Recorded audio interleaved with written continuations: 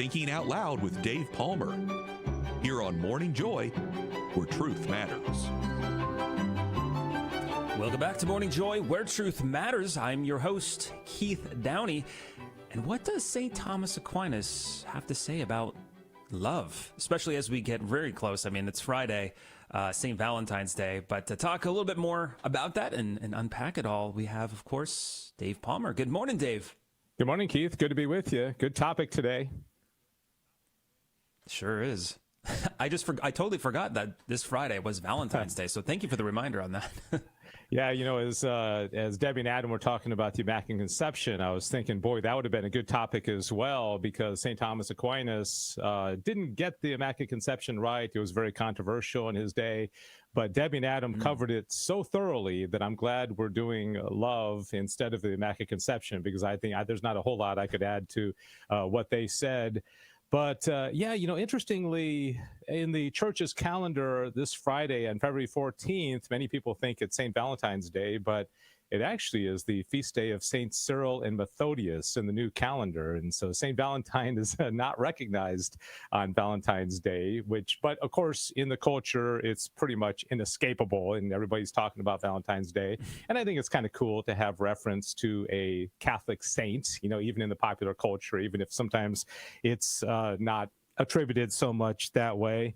But, you know, as far as St. Thomas Aquinas and love and what he writes about in the Summa, if you're going to the Summa looking for a lot of, you know, lovey-dovey, emotional, you know, kind of writing about the love between a man and a woman, you're probably going to be a little bit disappointed. But I think if you go a little bit deeper and really kind of read what he says about love, it actually is quite beautiful, and it's very applicable to our lives, even in a romantic sense, you know, our relationship with our wives or that kind of thing. And so the first thing to realize is that in our language, the word love, we don't have a whole lot of words for love.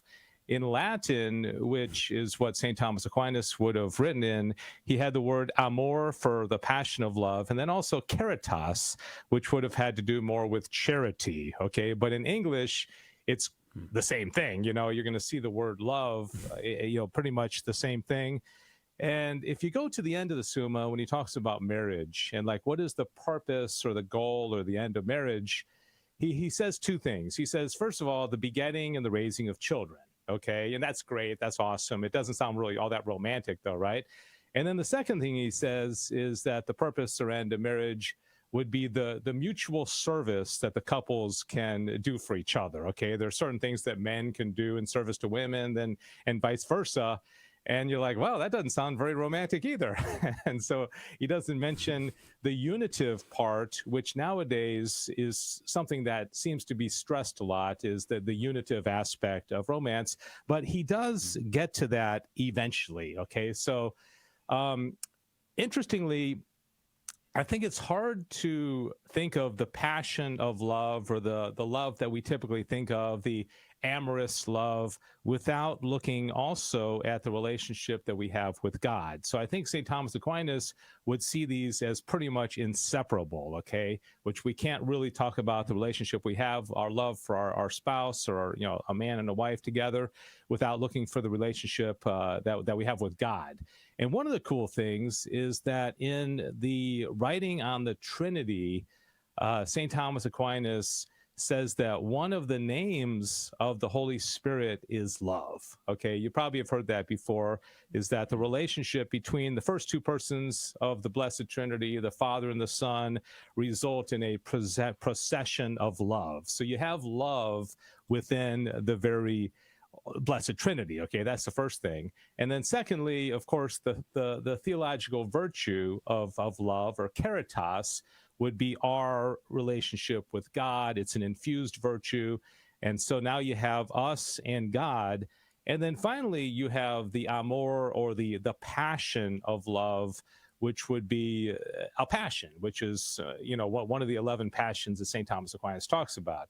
Now, interestingly, when it comes to the 11 passions, and we've talked about this a lot over the last few weeks about all the different concupiscible and irascible passions and things like that, He says that love is the first and the most important of the passions. He quotes Augustine as saying that all of the other passions are caused by love, and love is a yearning for the beloved object. Okay, so when you think about love, it's something that you desire, it's something that you're drawn to. Okay, so that would be very much applicable to our relationship with other people as well. And he also it would be hard to think of the relationship of love with other people without also thinking about friendship. He writes a lot about friendship. And so he says, love is to wish the good to another. Okay, so if you want the best for another person, if you want their good, and then that would be love. So you have the passion of love. All the other passions are geared and oriented and caused by love. And then you also have kind of a gut check that if you love somebody, you wish the good for them. Okay, do you want the very best for them? And that would be love as well. And so then I think the really interesting thing is that he gets into what he calls the effects of love. Okay, so once you have the love for another person, which is rooted in the love that we have for God, which also is inseparable with an understanding of that love within the Blessed Trinity, which, as I mentioned, is one of the names for God. And so this is where it gets almost kind of romantic sounding, right? If you want the kind of like lovey-dovey romanticism of the Summa, is he says that there are three effects of love. One of them is that every love is unitive. Okay, so love is always going to bring together. Okay, so there's your unitive aspect. I think that's where the church now talks about the unitive aspect of marriage. I think it would be grounded in the Summa Theologia, because love always unifies. Okay, and then he says that love, another effect of love, is mutual indwelling. Every love makes the beloved to be in the lover and vice versa. Okay, so you have an indwelling. You have almost like the unitive aspect of the two become one in mutual indwelling. And the third one is interesting. He says that another one of the effects of love is ecstasy. Okay, so he quotes a theologian, Dionysius. He says, the divine love produces ecstasy. God himself suffered ecstasy through love, and therefore every love is a participated likeness of the divine love. All right, so there's that connection between divine love within the Trinity, our love of God, and then the passion of love, the amor, as it would be in Latin, that we feel for each other. Okay, so this might be a good, dinner conversation on Valentine's night that couples can have with each other about this love. But I think the bottom line is it's really very difficult, if not impossible, to have genuine love and friendship for each other if it's not rooted in the divine love and our relationship with God. Okay, does that make sense? It does, and it just kind of reminds me more of how limited our English language can be, because I use the word love as, I love my wife, I love God. And then I also use the word love when I'm talking about Hawaiian pizza, which many people do not love. And it's just like, there's got to be another word. I don't know. Yeah, definitely very limited. I'm surprised that, I saw, I think it might have been Monsignor Pope or somebody was saying that, like in some, like Alaska, there's like 13 words for snow. Do you remember that? Oh, yeah, and because they have snow as so much a part of their life. And I think it's almost like a criticism of our culture in that we don't have more words for it, because I think there's almost a shallowness where there are a lot of different aspects of love. And the Greeks had philia and agape, and like I said, Latin had more than one word for it. So, maybe we start inventing new words for love to signify the different aspects of it. But I think you're right. It's hard to describe our love for God or our love for our wife with our love for pizza. That's right. And producer Tim mentioned in the chat, love unifies, the devil scatters, which I guess if we're talking about someone loving Hawaiian pizza, it might scatter some people. I don't know. But yeah, I think the word diabolical in and of it means division. I think the very word means to divide. And so you're right. That's a good point. Producer Tim is on the ball this morning. He certainly is. Well, it's very, this whole topic is very interesting, and I wonder, and I don't know if anybody out there in the live chat knows, and maybe you know, Dave, but is English the only language that has one word for love? Like, are there other Latin-based languages out there, like I'm thinking Spanish or maybe French, that have more than one word for love?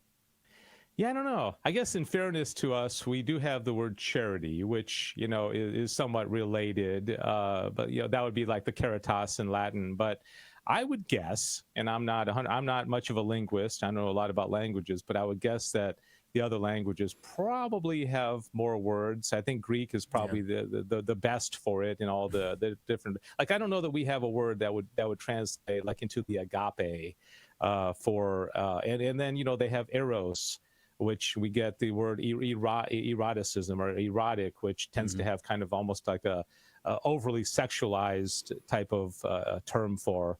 But that would be a good study. But my guess would be ours is probably more limited than other languages.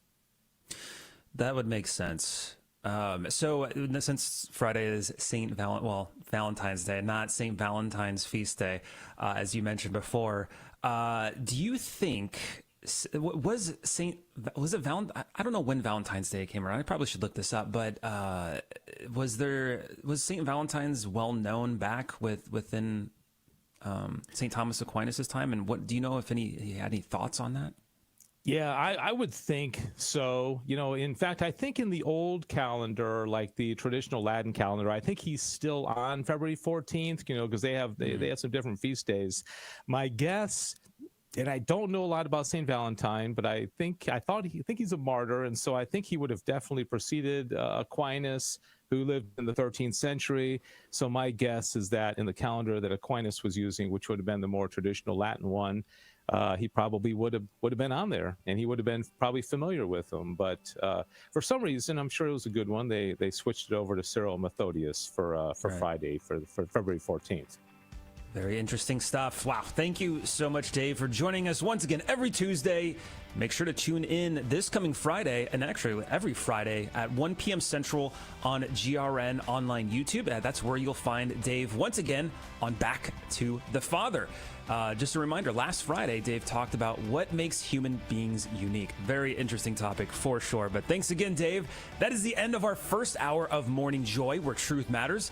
Know that you can catch the remainder second hour of Morning Joy online. Just search on YouTube Morning Joy Radio or GRN Online. But this is us truly parting ways for the day.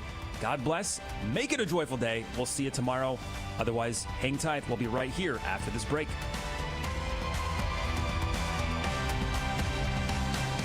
This has been Morning Joy, where truth matters, hosted by Keith Downey. Take some joy with you today. Visit grnonline.com/joy to listen again, share a segment, or answer the question of the day.